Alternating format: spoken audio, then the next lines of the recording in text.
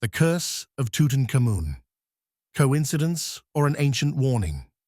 The legend of the Pharaoh's curse remains one of the most chilling and mysterious tales of the 20th century. It all began in 1922, when British archaeologist Howard Carter, backed by the wealthy Lord Carnarvon, made one of the most astonishing discoveries in the history of Egyptology: the nearly intact tomb of Tutankhamun, a boy king who had ruled Egypt over 3,000 years ago. For centuries, the tomb had remained sealed, untouched by grave robbers, preserving a vast array of treasures: golden sarcophagi, statues of gods, intricate jewelry, and the pharaoh's famed death mask. Yet, according to legend, these riches were not unguarded. An ominous warning was supposedly found inscribed within the tomb: "Death shall come on swift wings to those who disturb the king's peace." Most dismissed this as mere superstition. Carter himself was a man of science and had no patience for myths. He opened the burial chamber and, for the first time in millennia, gazed upon the mummified remains of Tutankhamun. Then the deaths began. A series of mysterious deaths. Make sure to subscribe to our channel and give this video a like. This helps the YouTube algorithm promote our videos.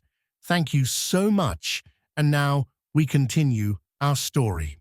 Just 6 weeks after the tomb's opening, Lord Carnarvon, the financial backer of the expedition, suddenly fell gravely ill and died from blood poisoning caused by an infected mosquito bite.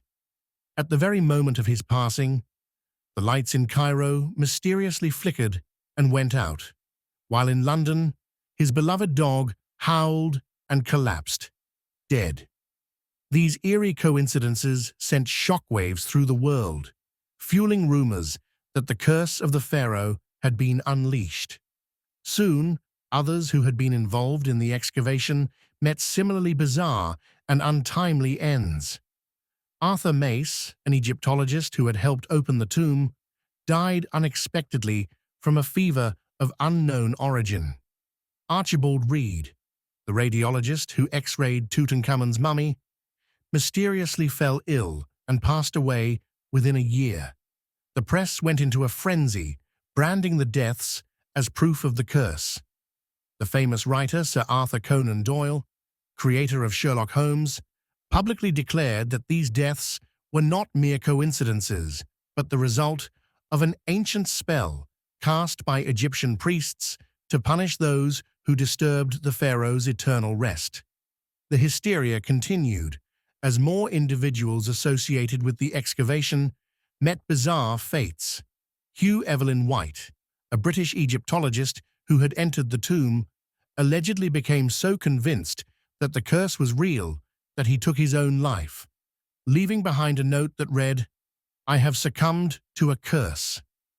Another strange case was that of Richard Bethel, Carter's personal secretary, who was found dead under suspicious circumstances in 1929. Even his father, Lord Westbury, who had handled some of Tutankhamun's artifacts, jumped from a building to his death, supposedly muttering about the curse before leaping. Theories: curse or coincidence? But was there really a curse? Or was this just a case of coincidence amplified by media sensationalism? One explanation suggests that the tomb harbored deadly mold and bacteria, sealed away for thousands of years.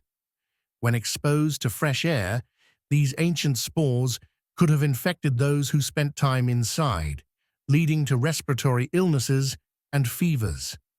Some scientists have also pointed to radioactive materials potentially being present in ancient burial sites, which might have affected those in close proximity.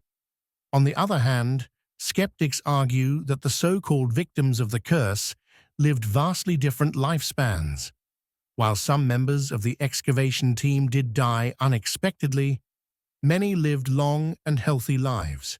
Howard Carter himself, the very man who first broke the seal of the tomb, lived for another 17 years, dying in 1939 at the age of 64.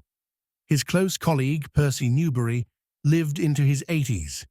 If a deadly curse had been placed upon those who entered the tomb, why did it seemingly spare so many? The truth may never be fully known. The idea of the Pharaoh's curse may simply be an age-old superstition, reinforced by eerie coincidences, sensationalist media, and public fascination with the unknown. Or perhaps ancient Egyptian priests really did invoke a force beyond our understanding, a force that still lingers in the shadows of history. Conclusion: a mystery that endures. Regardless of whether the curse was real or imagined, one thing is certain. Tutankhamun's tomb continues to inspire awe and fear to this day. Its discovery remains one of the most significant archaeological finds of all time. Yet the legends surrounding it remind us of the enduring power of ancient civilizations. The pharaohs may have died thousands of years ago, but their secrets, their warnings, and perhaps even their vengeance still haunt the modern world.